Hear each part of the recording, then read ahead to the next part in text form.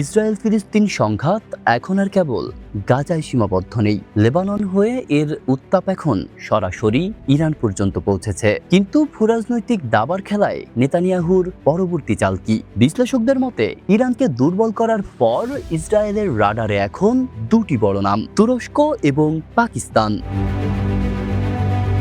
গাজা ধ্বংসস্তূপ, হিজবুল্লাহর কোমর ভেঙে দেওয়া এবং ইরানের উপর সরাসরি হামলার পর ইসরায়েলি রণকৌশল এখন নতুন মোড় নিচ্ছে। বিশ্লেষকদের একাংশ মনে করছেন প্রধানমন্ত্রী বেনিয়ামিন নেতানিয়াহু নিজের রাজনৈতিক অস্তিত্ব টিকিয়ে রাখতে যুদ্ধকে মধ্যপ্রাচ্যের সীমানা ছাড়িয়ে আরো গভীরে নিয়ে যেতে চান। কিন্তু ইরানের পর কার পালা?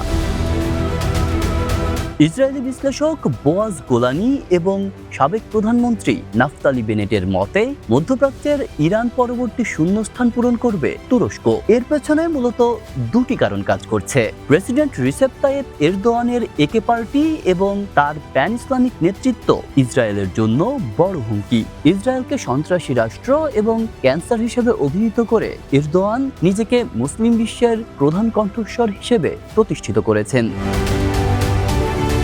সিরিয়া এবং লিবিয়ায় তুরস্কের সামরিক উপস্থিতি ইসরায়েলের জন্য মাথা ব্যথার কারণ। আমেরিকান এন্টারপ্রাইজ ইনস্টিটিউটের মাইকেল রুবিনের মতো বিশ্লেষকদের দাবি, ন্যাটো সদস্য হওয়া সত্ত্বেও তুরস্কের উপর হামলা চালাতে ইসরায়েল দ্বিধা করবে না যদি তাদের ইসলামী নেতৃত্ব ইসরায়েলের অস্তিত্বের জন্য হুমকি হয়ে দাঁড়ায়। কিন্তু ইসরায়েলের সাথে কোনো সীমান্ত না থাকলেও পাকিস্তান কেন টার্গেটে? এর একমাত্র উত্তর পারমাণবিক শক্তি। কিন্তু কেন এত ভয়?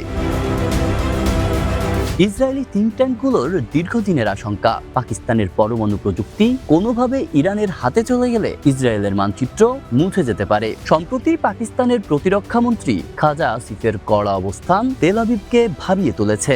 সামরিক বিশ্লেষকদের ধারণা, সরাসরি যুদ্ধ না হলেও পাকিস্তানের অভ্যন্তরে অস্থিতিশীলতা তৈরি করা বা তাদের পারমাণবিক সম্পদকে আন্তর্জাতিকভাবে বিতর্কিত করা ইসরায়েলের দীর্ঘমেয়াদী পরিকল্পনার অংশ। America and Israel are acting together in Iran with great determination. বোয়াজ গোলানির ভাষায়, লড়াইকে এখন তুরস্ক ও পাকিস্তানের মধ্যে কার প্রভাব বেশি? ইসরায়েল চায় না এই দুই শক্তির মধ্যে কোনো দৃঢ় ঐক্য তৈরি হোক। তুরস্ক কিংবা পাকিস্তান, যে কোনো দেশের সাথে সরাসরি সংঘাত শুরু হওয়া মানেই হলো মধ্যপ্রাচ্যের আগুন পুরো বিশ্বে ছড়িয়ে পড়া, যা কার্যত তৃতীয় বিশ্বযুদ্ধের সূত্রপাত ঘটাতে পারে। এটি কি কেবলই ইসরায়েলের মনস্তাত্ত্বিক যুদ্ধ, নাকি পরবর্তী ধ্বংসলীলার নীল নকশা? আপনার কি মনে হয়, ইসরায়েলের পরবর্তী টার্গেট কে, তুরস্ক নাকি পাকিস্তান?